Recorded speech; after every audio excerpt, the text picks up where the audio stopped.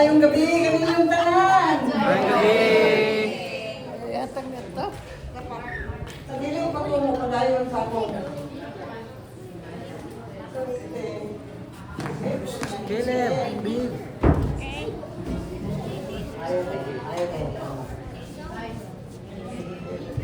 Caleb.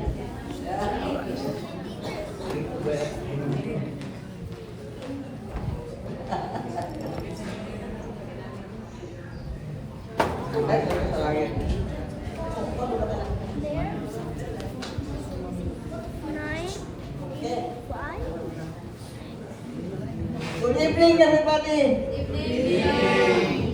Salamat ko nga ipaibaw mo ang tampo kay importante kayo para nako ni kay it is only in our gathering and looking around find out naunsa na ta sa atong kinabuhi There's nothing in. uban sa atong mga tigala, mga kagupa makaibaw ta kung unsa nato pagpasalamat ang Ginoo kay babot sa kanining tuiga. Kay daghan na kayo natong mga kauban nga wala lalinhin. Pasalamat ta nga nagkita pa ta nining panahon na nga inganlan nato og sa ulo celebration of life, celebration of love, celebration of friendship. Dili lamang sa usa ka balay pero kitang tanan nahimong usa ka balay sa mga magtotoo ang totoo sa Ginoo. Taga-tawid ko, dito ko nagbata sa tawid. Kaya akong mama, maestra sa Tanumay, dito ko mag-eskwela. Kunya, ako na ko 10 years old ako dito sa Taumon, ako kailan nilang nili.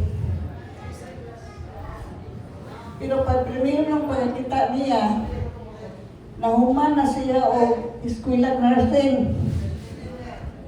Kunya, diha ko pagkapasar niya kay nag-upot sa Taumon kay nipas sa board exam siya. O siya ang una na akong nakitaan nga usa ka batanon nga naghago pag-eskwela, nagtarong, uliran nga estudyante, nahimong successful sa iyang pag-aral, ug nahimong usa ka nurse nga gisundan sa kalain-lain nga mga batanon nga nurses. I will consider her idol sa mga batanon sa una.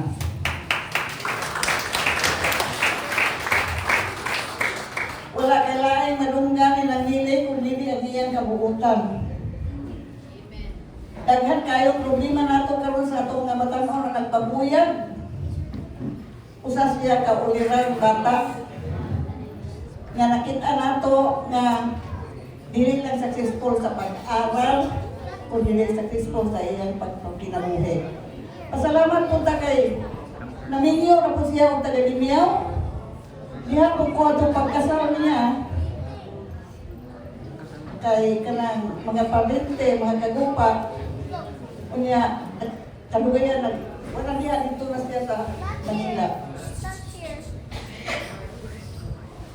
Ang una na kong hibawan niya dito sa Manila nag-raise siya o pamilya. Ug sa ako pagpaniid usap yan uliran na inahan. Inahan nga dili lamang nangalagad sa katawhan kung dili una siya nga nangalagad sa iyang pamilya, sa iyang bana o ang iyang mga anak na tubo sa katarong o kalindong. Muna nga karong adlaw pasalamatan nato ang Ginoo kay naghatag siya kanato kahigayunan sa pag-appreciate sa iyang ginabuhi. Daghan nato na hinunggan nato ani nga na-appreciate siya. O kitang tanan ang ayan nga utanaw kaniya na angay nato nga patanaw sa kalaghanan kay kada usa nato angay man nga shine like stars.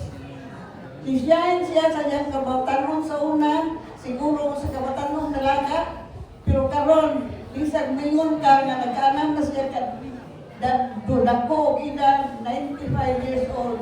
Siya ang gihapon ang iyang kalindong, ang iyang kabuutan, ang iyang maayong mga lagad sa katawhan, ug labi na gyud sa iyang pamilya.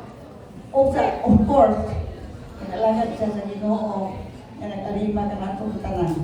So, I wish nang nili a very happy birthday.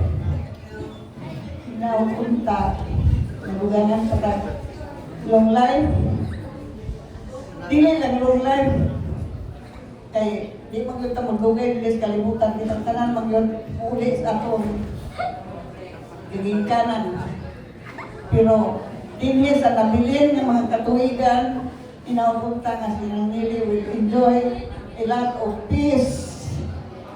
Kalipay diha sulod sa iyang pamilya o kalipay uban sa iyang mga kahigalaan nga nagtanaw kaniya isip usa ka star, shining star.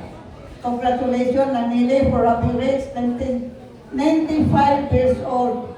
Dili tanan ihatagan o ingon ani kanang dugaya.